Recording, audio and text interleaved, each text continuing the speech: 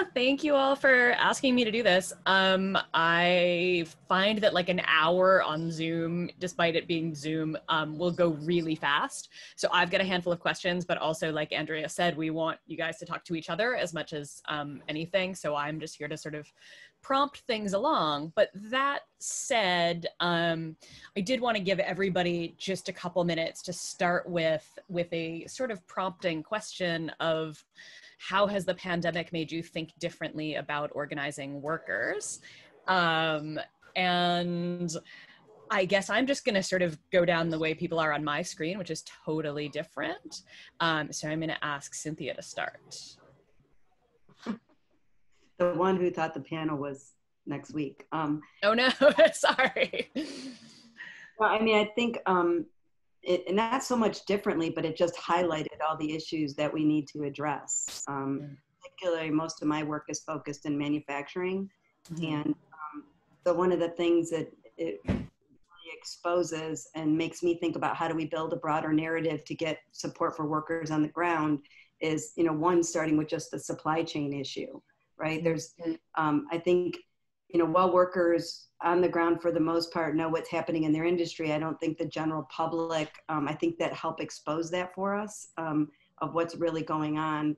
And then, so it's made me think differently about how we broaden that narrative even more so that workers on the ground have more support. I mean, it's really clear that through this pandemic, where you have a union contract, things are running much smoothly, even, no matter how difficult it was to get social distancing and make it safe. I feel confident and comfortable that we're having those conversations and it's leading to real safety for workers. And even in terms of, how they can take leaves, how they make sure that they are paid to be able to care for their children. Whereas that's not happening in the rest of manufacturing, where 90% of the workers are unorganized. So it's really making me think how we amplify that message and how we need to get to density very quickly because of what this pandemic has exposed for working people. And so for me, the real focus, I think, over the next year is going to be how we talk about manufacturing in the United States, because there is a belief that manufacturing is going to rebuild the middle class, but that doesn't happen. It's no different than fast food workers. Workers are making $9 and $10 and $11, $12 an hour, working full time, walking into a food stamp line, while corporations before and during this pandemic are walking away with billions. So for me, it's more on how do we amplify the message so we can get to real policy change instead of just leaving it up to workers to fight an unfair fight on the ground. Yeah, excellent. Emily? So the specific question about how the pandemic has affected us, I would say that it feels like the pandemic shines this incredibly bright spotlight on the same story that and crisis that we've been trying to amplify, and it just makes it harder and scarier and more challenging. And partly, the hard part is that, obviously so much of what we do is about putting people together in the streets in motion. We're all about people together to take on how you drive the work that you do. So there's been a whole body of work to figure out how to be stronger on using digital and different tools and different techniques to tell the story. But it actually feels like the pandemic has created this moment of really demonstrating in an incredibly powerful way why workers are essential, and that the whole world sort of had a recognition of that. Certainly this country had a different recognition of that. Now, I think it sort of felt like it went up, and now it's kind of back on okay, now we can use people up again. And we were trying to still hold on to the lifting it up. It also, I think, put a bright spotlight on why unions are essential for workers to have the power at the table to protect themselves during a crisis moment, and the difference between what union workers had and non-union workers made crystal clear throughout the pandemic. And I think the last thing for us is that after an initial how do we adjust about not being able to be on the streets and out in the world, was this question of how does the crisis and the recognition of the value and the role of essential workers mean that you could try to think about through the pandemic driving something that we would have been maybe on a 5-year arc to get done? Can you do it in a year? Can you actually say we have to change now so that as economies reopen in cities and states, that workers have to have a different seat at the table, that workers have to be a part of driving the standards of reopening or the standards on their job? Can take the health and safety issues and put workers in play and have government set tables for industry workers and the government to come together around standards and conditions that start to drive a different conversation about sectoral power and power for workers. So we kind of tried to get our bearings on how do we take what our longer term goals were, and instead of feeling like the pandemic is pushing them back, feel like the pandemic is a moment of actually lifting them up and driving them harder and faster now. Excellent, excellent. Tom, all you. Yeah, all of what folks have said resonates with me. I also think, we've experienced this pandemic and the crisis at a time where there are other intersecting crises, right? And so to me, it's taking it sort of all together.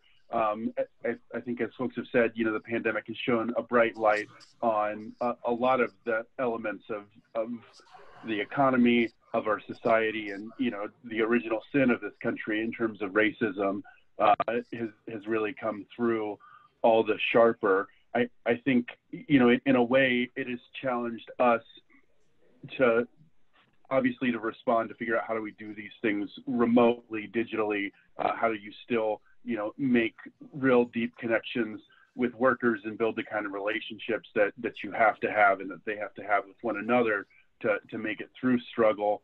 And how do we really push to bring a fundamental message of racial justice into everything that we're doing. And so some of our biggest organizing fights, whether it's in tech or in the banks, these have been some of the spots that workers have been most able to find that camaraderie that I think we can build, that's so essential in building organizing drives.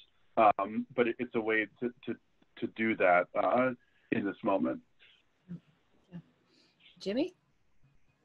Yeah, and some of it, everybody's already spoke of, but in construction specifically, we work in every sector of the economy. So we've had to react to both servicing our members' needs. We had high unemployment early. We had real health and safety concerns. We had a couple dozen members that passed away that were working at the New York City Housing Authority. And they, were working side by side with one another. So there was a reaction to how do you protect our membership first, but then also what's going on in the non-union side of the world and connecting with workers. And I think it took a while for us to really get our bearings straight, to be honest with you. And it was like, protect the institution first as it was crumbling.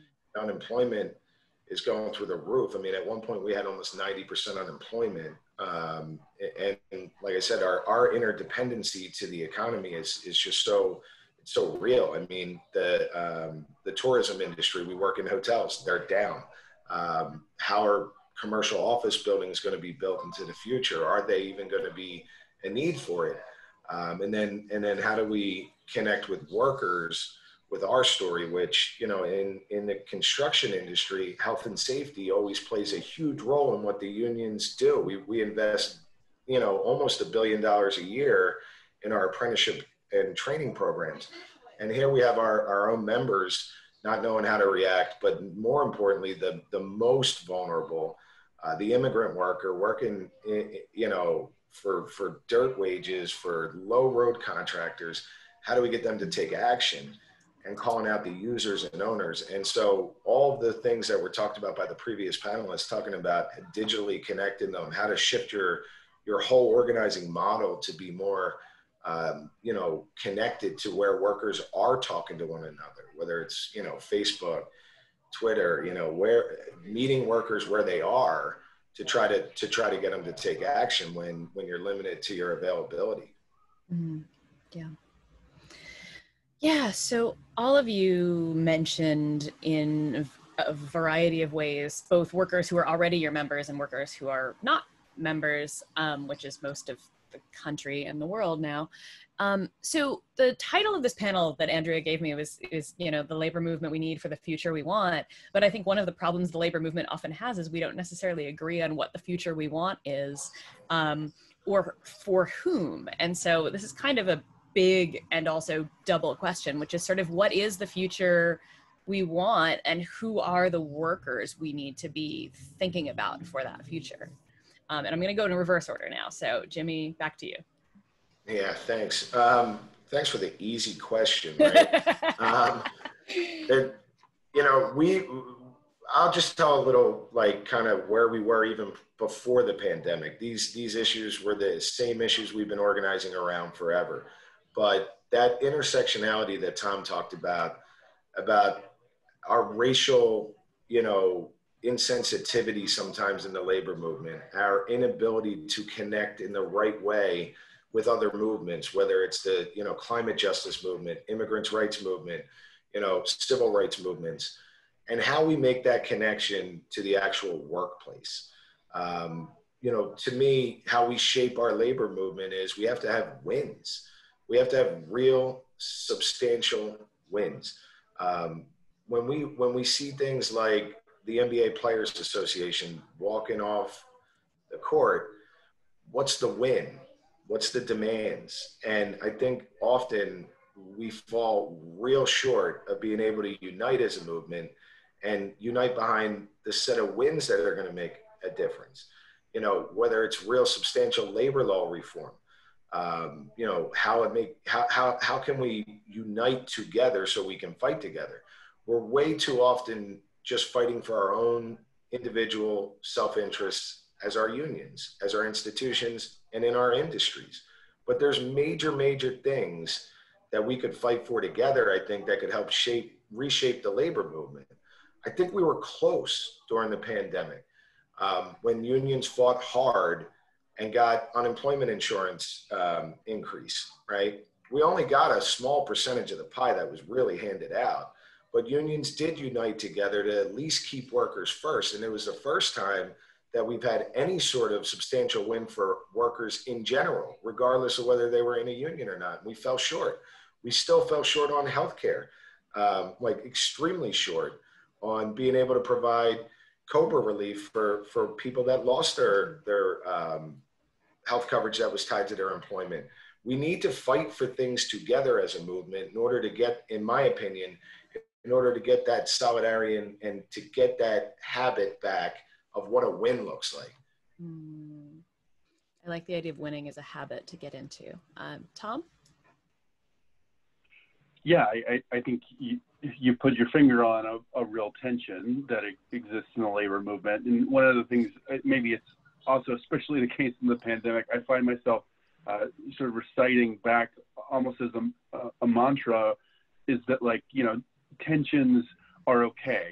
You know, we can sit with them and we don't have to answer every tension immediately. You know, tensions also produce a lot of dynamism, right? Like, there's something about like contradictions that do that.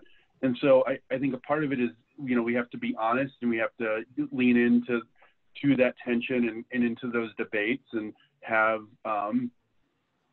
you know, have the kind of arguments internally that we need to have, again, that are just really honest with ourselves, with our members, with our leaders about the level of power that we have and what we need to have. And then I think we also have to lead, right, and create space to push forward a vision that to have a future that's anything close to being worth the name, you know, one we want. We're going to have a much more powerful, much broader movement than we have right now. And that doesn't mean that we are abandoning or not doing for our existing members. You know, sometimes you just have to be honest enough and tell folks, we don't have the power right now to win what we need to win. There is no justice that you know, a labor movement that's less than 10% of the working class is going to be able to achieve without building a labor movement that's, you know, much broader than it is right now. Yeah, Emily? So I feel like I sort of have two thoughts about this. We have been working for a long time to I think our work and our model has gone from sort of trying to win power and have the labor movement through board elections, and then It moved into particular corporate targets, and you know, you guys at CWA might have done the Verizon or in T-Mobile like the campaigns that were the industry. For us, it might have been picking Beverly nursing homes, or you know, like a target that way. And then it became from the employer, maybe nationally with an employer or globally with the employer, to an industry. And that's kind of been, you know, I've been doing organizing for over 30 years, and that's kind of been the arc of my life in this. And one thing that's kind of been the innovation that I want to get to what you're asking, Sarah, about what's the labor movement, you know, what do we imagine? And we're really trying to lead with the idea that all of that great work that all of us did, and this very much echoes what Tom's saying. I mean, we're not in the driver, like the system's really rigged against workers. Mm-hmm. Corporations are more powerful now than they were when all of us started doing this work. And so we are really trying to drive a different kind of transformation of what worker power could look like. And so we're trying to actually push back to not necessarily think we will organize workers into the union as we know it everywhere that we can. That's literally one plank of a sort of a 4-plank piece of work that the union's driving. But an incredible amount of our energy is actually being put into, and resources and work and effort into, how do we create a real movement on the ground of working people across the country who are just demanding that we have that workers have power, and that workers have the ability to check corporate power. And we are much more open, or working to be more open about what that could look like. We don't feel like we don't have like, you know, a lot of times we've got the idea we want card check. And so we talk to people running for office and we say, are you for card check? If you are, we'll go do work for you. We're actually talking to candidates from the presidential, you know, the top of the ticket for president on down to every mayor and city council person running in cities that we should be powerful enough to exercise change inside. So up and down in our engagement in politics about what are you going to do to use your office to change workers' ability to have power to check corporate power, and like how are you thinking with us and in concert and acting with us to drive that kind of transformation. And so I think that I just would pause there with the thing of being like, if you can imagine when Fight for 15 started, which was the beginning of sort of breaking into movement work, it was the beginning of sort of saying, there's nothing about the current labor laws and rules that make it possible for fast food workers across this country to have the union. They are the best example, and McDonald's is the best illustration of a corporation that where the rigged system keeps workers, and they're mostly Black workers. It's very much, we have a racial and economic frame for every step of what we do on the ground and in our work. And that industry is an illustration of how out of balance the power is. In spite of that, after years of driving 15 in a union fight with fast food workers, you know, we feel like we have successfully gone from 15 being laughed at because it was so ridiculously high when it was first introduced, to, you know, over an arc of work, to winning in places with it, and to it becoming, you know, this last cycle on politics, as 2020 started to amp up, everybody came saying we're for 15. There wasn't, you know, like in 2016 that was not the case, and certainly 4 years earlier it wasn't the case. So the question now to us is, how do we get that same transformation to happen around the power to grow the union? How does everybody step up and say we've kind of moved the dial on wages, now we have to move it on how workers can exercise power across the whole.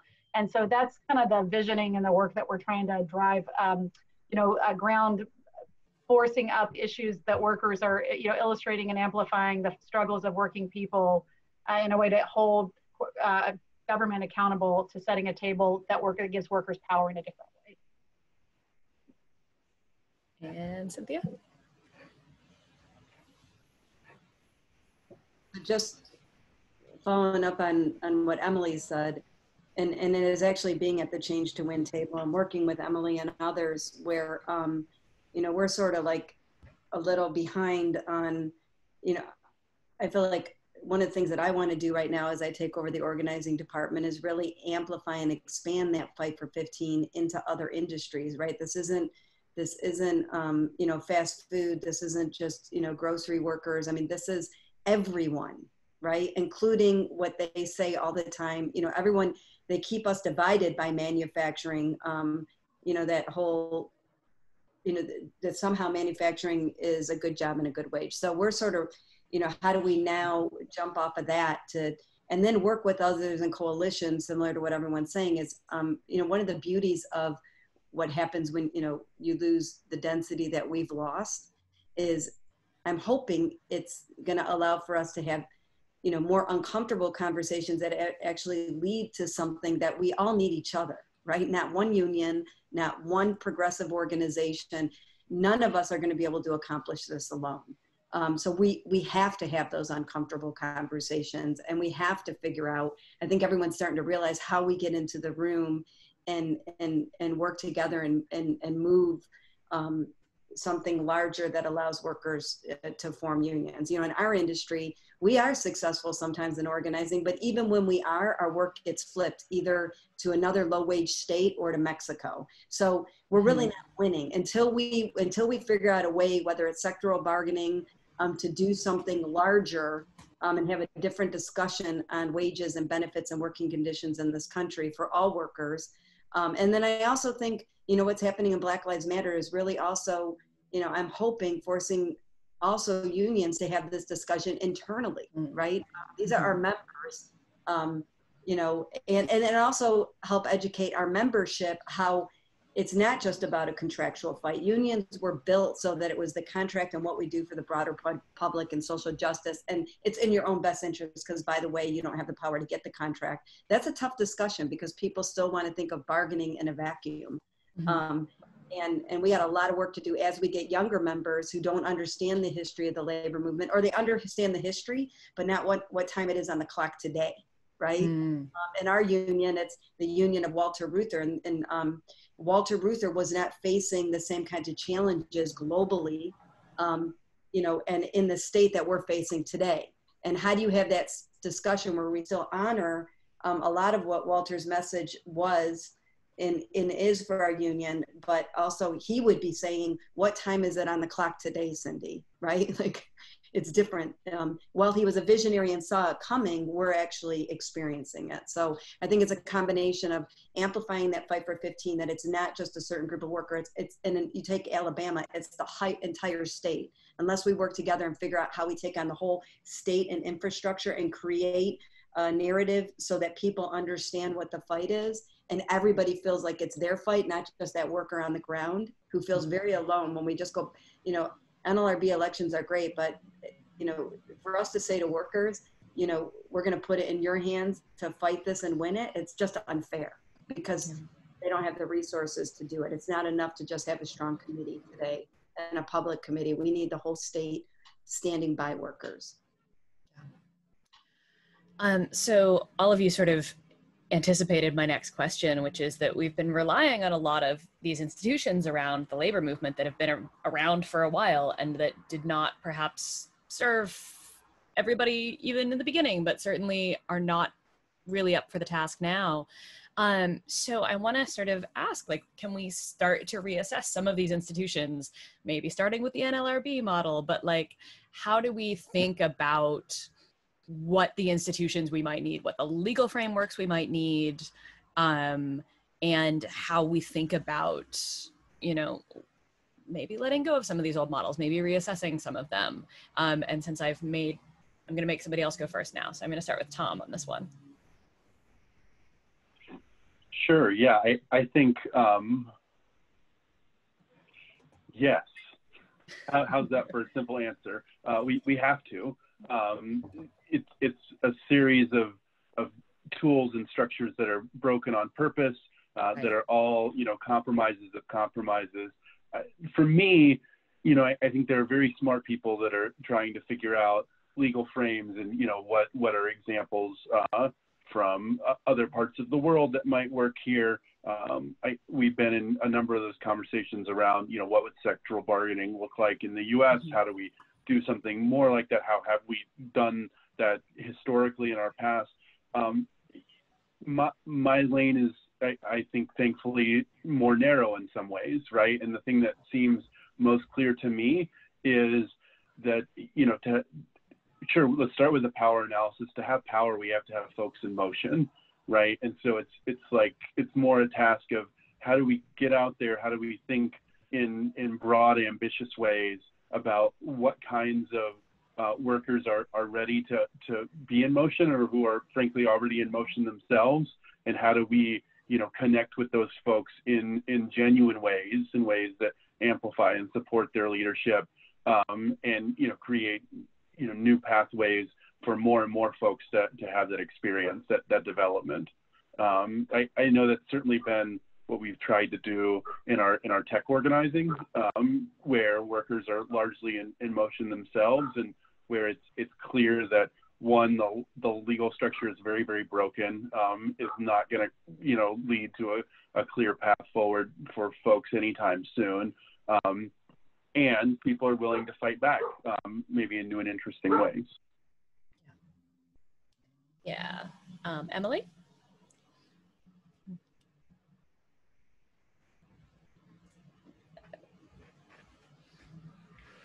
Sorry, Sarah, can you say the question again? Yeah, I was just saying we rely on, as you were saying sort of before, these structures like the NLRB framework and others that are not working anymore if they ever worked for everyone. And so how are we thinking about reassessing the frameworks we are told we need to use to organize workers? We really did come off of sort of 2016 with Trump's win, sort of declaring that, workers really are fighting in a rigged system, period. And I feel like for us, that became kind of a bit of a break from the idea of revamping something inside the board. Again, I will still say we will win where we will go organize, as Cindy said, as everybody's saying, we're places where we can where people can win right now, we will run with that. But that's not, the bulk of our energy really is on the idea that I actually think we almost think you have to run a campaign on politicians and on the country about the need for a different change. And so it feels like, that's why it feels like this movement work is kind of the idea of connecting the way we do, like, think about what the labor movement pours into politics. I bet if we just did our 4 unions and what we're doing in the 2020 cycle, it would be an insane amount of, there's dollars, there's human beings, there's, all the work to create all of the signage and the visuals to, it's crazy. And the idea that we're not making every politician speak to how they're going to open the door for workers to join a union wherever they work is almost a little bit like shame on us. We've really got to come harder together at how to, I think we're moving there's real positive steps towards that. So I don't want that to come across as disrespecting work that people have done to create unity on our house about how to get there.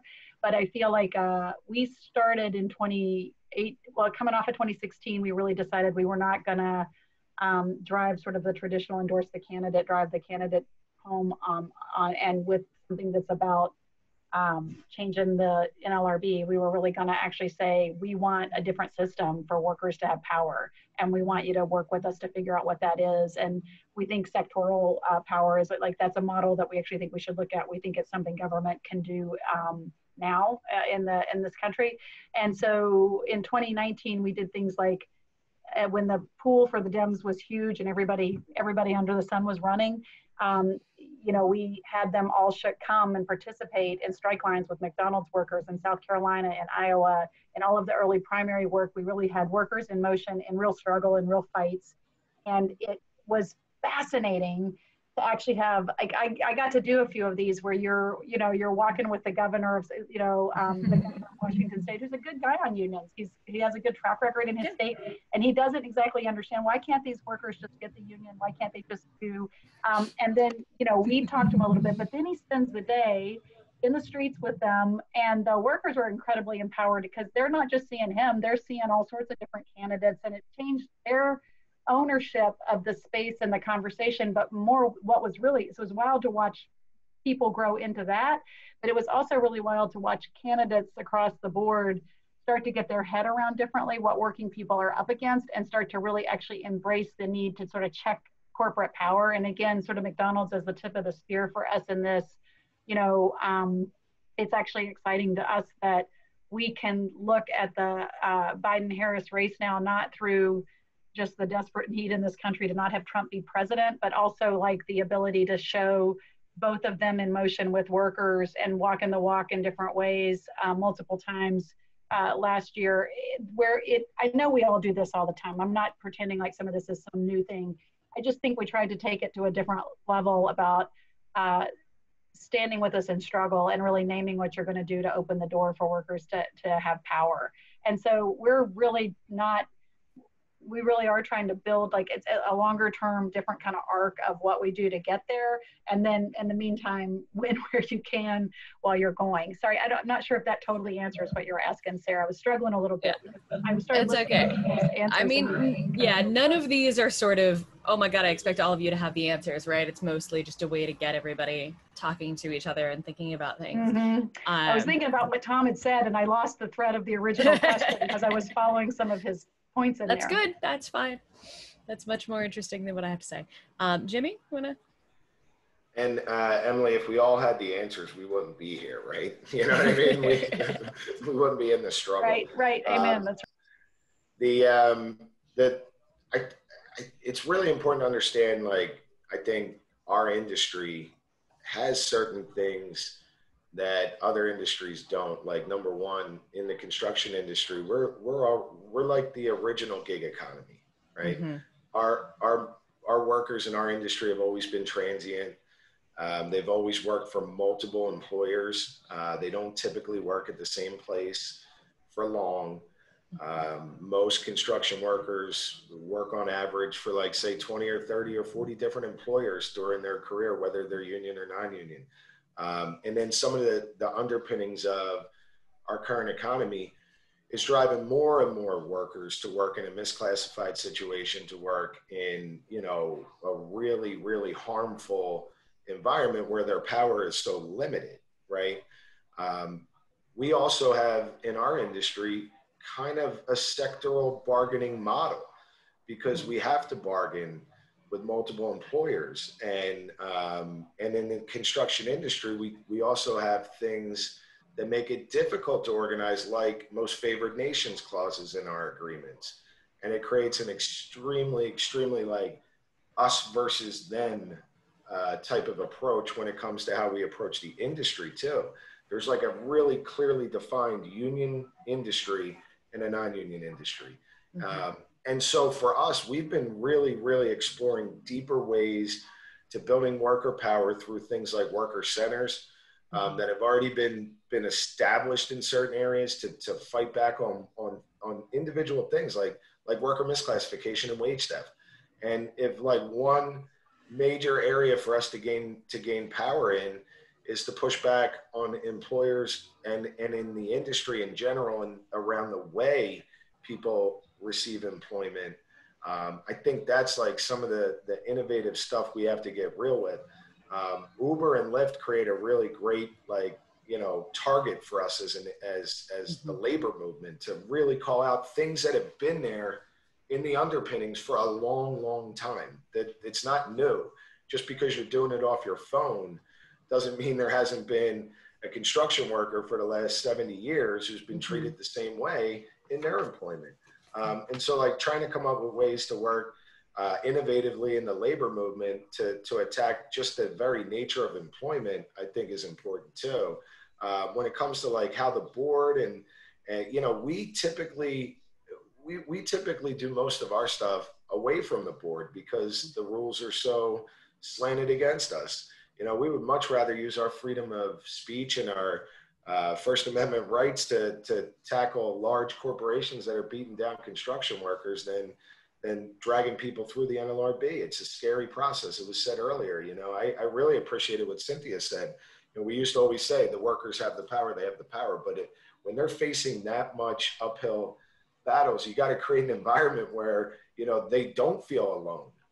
And that workers do work together. So we've been doing a lot around how do we lift up worker centers involvements as well, and what can we do around, like, joint membership, joint modeling. You know, we have institutional things that we've bargained for over 100 and some years, like pensions that are in trouble.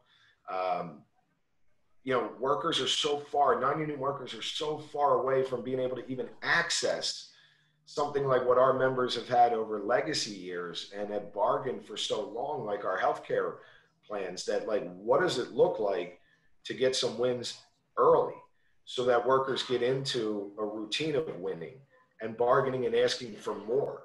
And if it starts with just like a wage theft fight, how do we take them to the next level and try to move towards bargaining? So they're the things that we've been thinking around and really trying to focus most of our organizing around. Great. And Cindy, yeah. So, you know, I think that, you know, these institutions do have to change in terms of what we're asking for from them. You know, I think if we keep going along, I mean, we need the movement and we need the narrative, and, you know, so that, you know, outside power influences inside power. But we have to make sure that, you know, like one of the things I really want to push for, and I've been talking about, you know, take the Department of Labor. It's been a couple of decades we had, and none of this is going to change until we have people in that office and in that administration who are organizers, who come out of the labor. So we're talking about politics, and I'm thinking about sort of the moment where there is a sort of rising young left in the US now that talks about things like unions, that in fact gets really excited and hashtags everything general strike every time two workers walk off their job. But we'll leave my annoyance of that out of it. But that said, things like the NBA players and then every sport canceling games because players refuse to play, all the way down to, you know, the workers that I talked to at Bojangles in North Carolina the other day who walked off because they found out one of their coworkers had COVID, to big strikes at places like Verizon and GM.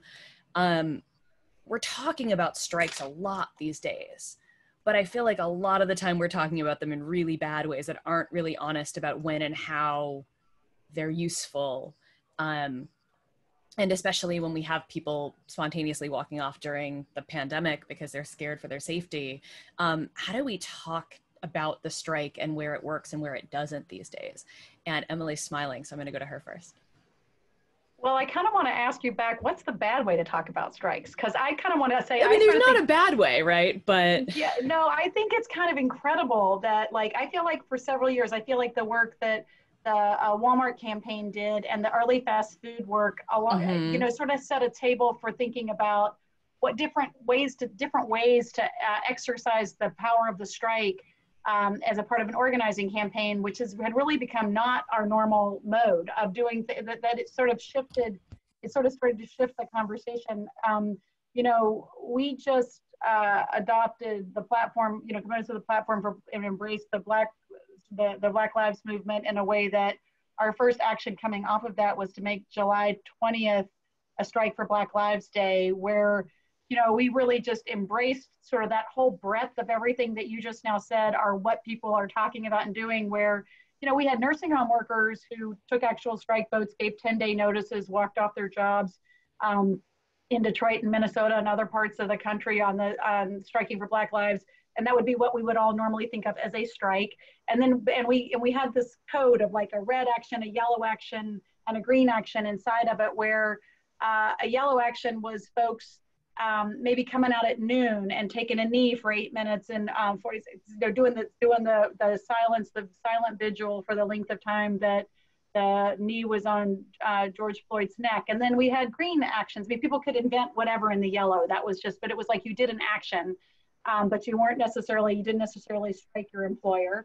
And then the green was like people who, like, I'm not going outside because I don't want to get COVID, but I want to stand with you. So I'm going to do something virtually. I'm going to hold up a sign. I'm going to take my picture. I'm going to record something about myself and put it on to just sort of try to light up across the whole. And I think some people on this call had different ways that their unions participated, because it was everyone in. And so, like, we had a certain number of cities, we had activity going on, but there were 347 places that press covered striking events, and that many of them were just organic. So we're incredibly enthusiastic about the broad notion. I have loved that the language inside of all of this, and that I'll just say, as a person who used to, when you were running a board election and you get to the word strike, you take all this time to be like, it's the rare thing. It's the employer's going to try to scare you with it. When we do, like, before the last time I got to be in a room with a bunch of healthcare workers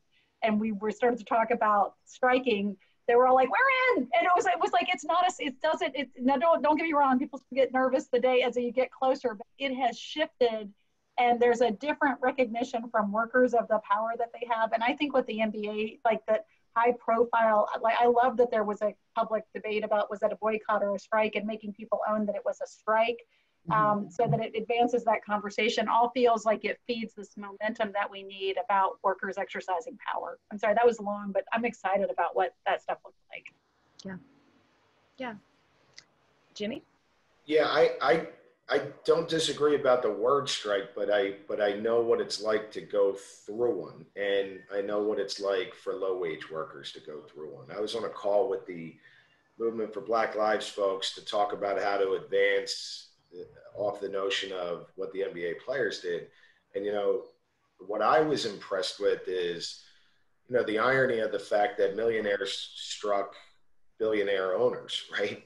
We're talking about low wage workers that need support when a strike occurs. I mean, real support. I remember when there was a day without immigrants. That was a nationwide event. We had 70 people lose their job in Nashville, Tennessee for walking off the job, immigrant workers, and we could not get their jobs back. You know, there has to be a real deep discussion about what a general strike, what, you know, city strikes could look like. What are we demanding? You know, the movement for Black Lives and the conversation around defunding the police, right? Well, then let's strike in a city where we demand that they defund the police and reinvest in community projects that are there. But these strikes around statements only go to further divide us, in my opinion. And they continue to divide working class people because we need real wins. And, you know, a strike to make a statement that we're supportive of Black Lives Matter, absolutely, right? But where are we going to get a win? Where are we going to see real systemic change with our strikes? Because then things won't continue. Just like anything else, every organizer always looks at a program and a campaign with how do we escalate? What's the next steps? What's the next steps? And I do have some fear over the lack of direction when I hear some of the younger organizers talking about how a general strike is going to be the answer to certain things. And I do agree with what Emily said about just hearing that word used again is great for any labor organizer, for any union-minded person. But there is some work that's got to be done about what the wins look like. You know, I'm from Philadelphia, Pennsylvania, and I can only tell you this much. Our white working class members do not want to hear about defunding the police, right? They don't want to hear it. It drives them to a Donald Trump narrative. But if the movement could support taking real strong efforts in shutting down a city or shutting down an industry to show real change, like reinvesting in communities, apprenticeship programs, whatever it may be, our members could buy into that. But making statement strikes are not, at least it just, in my opinion, further divides us. It further divides our membership internally. That's a really interesting point. Cindy, I'm thinking obviously about the GM strike when thinking about this. Yeah, you know, again, I think I agree with Jimmy and Emily. One of the things I really appreciated that SEIU did is they sort of did have this red, green, yellow, right? So where people could strike, they could, but it was all the way to where they could make a statement. Because I agree, and statement strikes are dangerous. I think, you know, in my industry, in auto, you know, I'm getting to the point where we should just strike for a recognition period. Forget the NLRB, right?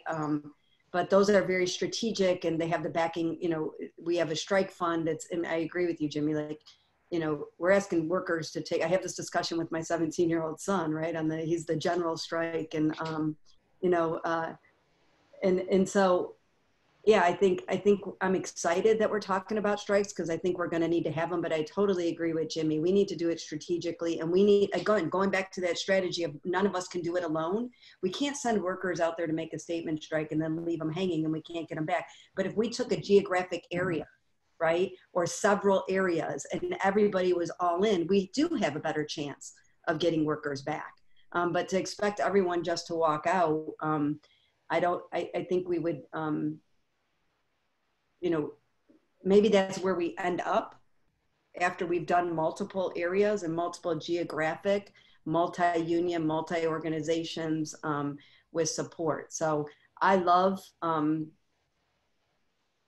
word strike. I've just told my organizers the other day, don't you ever run away from explaining a strike never happens. Like we were, Emily, when we first started, right? It's like, no, you begin by talking about the power of strike. The one tool that we have is strikes. We should not be talking like it's a bad thing, but you have to also, it's a tool that you have to be really smart about when you pull that trigger and have a real plan around it. It can't just be a labor leader getting up on Twitter and calling for a labor strike. Like you get a lot of news, right? You get a lot of press and you look really strong, but without a real plan behind it, we know we've been there. We won't win it. You had 70 people fired, right? That you couldn't get back. Those are 70 lives and 70 families. So I think it has to be a part of the discussion. We just have to be strategic as we move forward and use it. Yeah. Tom? So jumping off of a different part of your prompt, like thinking about just this intergenerational shift that's happening, this sort of energy among young folks that you talked about. I think, as the person who is now aged out of whatever even most unions say are young people cohorts, some of the advice that I was given early on in my own time in the labor movement is stuff that we should pay forward to young folks. Like every young person we know who has that kind of reaction to situations on the ground should be encouraged to get a job at a non-unionized place and figure out how they organize their coworkers. That's what folks won me over to, and that's why I went and got hired at the University of Tennessee, right, which brought me here. In a real way, like I think nothing will teach folks the reality of the challenges we're grappling with in this conversation, like having to convince coworkers that you build a relationship with to take risk. And then on the other, I think, there's something tremendous and exciting about that energy and the idea of having, tens of thousands of young radical folks in different workplaces would be phenomenal for what, how we build the kind of labor movement that we need to have for the future we want. And then, in CWA, we do have a history of striking, and this is something that President Shelton talks about, often. He's been on strike as many times as probably any other labor leader in the United States. And, he's not interested in ever going out without a plan on how you go back, right? As you pointed to, Jimmy, in terms of that, you can't lose a strike in that way. And, the NBA players are in a unique kind of situation. They got a way back. There's, as individuals, right, we've seen sports league retaliate against folks. But when everybody's out, they're certainly coming back for game 5, right? They aren't going to stop kind of mid playoffs when they're ready to go back. So I think having those hard conversations are right. We have also participated in whether it was a strike for Black Lives that Emily was mentioning, or a few weeks before that, we had initiated an 8-minute, 46-second work stoppage at all of our employers. And we had an interesting dialogue just internally inside the leadership of the union, where it was also like, are we calling it a strike? Are we calling it something else? And the leadership came down the side of like, well, we're stopping work. It's a strike. That is what it's called. It certainly did create some of the backlash that you were talking about, Jimmy. I think, this is the mantra I tell myself: be okay with the tension, sit with it, lean into it. I think the debate it's sparked has been very useful inside. Certainly hard, in some ways damaging, but it's a debate that has to happen, right? The members that think those things have those kind of reactions to a slogan, we're gonna, they thought those things before we said the slogan too, or before others said the slogan too, right? Maybe we just didn't know it. It kind of creates a chance to have a conversation, not to dispute the point that, how we frame slogans is critical, and we want to build a message that unites folks, moves them forward. But at least we know some of the contours of it. We can lean into that dialogue in an ongoing way. Well, it is, well, 6 o'clock my time. We were supposed to be done. We started a few minutes late, so I wanted to give everybody a chance to like anything more that you wanted to say before we say goodbye. Anyone?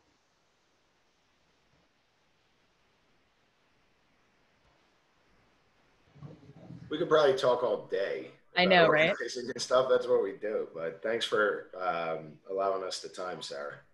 Hey, Yeah, thank Andrea for putting it together. And it's really helped just talking with all of you. I think even if we don't do a panel, like this is very useful. Yeah, absolutely. Especially in this time, you know, what we're going through as a country. And, you know, we all know that like this election is probably like the one, right, for the heart and soul, like Biden says, but it's like, on top of it, all the other crap we're faced with, it's always good to be around other like-minded folks in the middle of the day. So thank you. Yeah.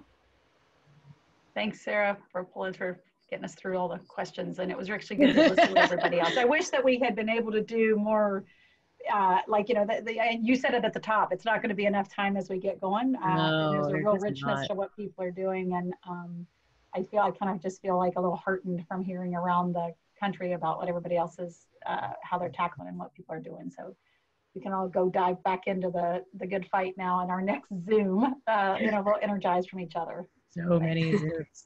Thanks, Yeah. everybody. Thanks, everybody. Thanks, Andrea, for making this happen. I hope we got all the recordings.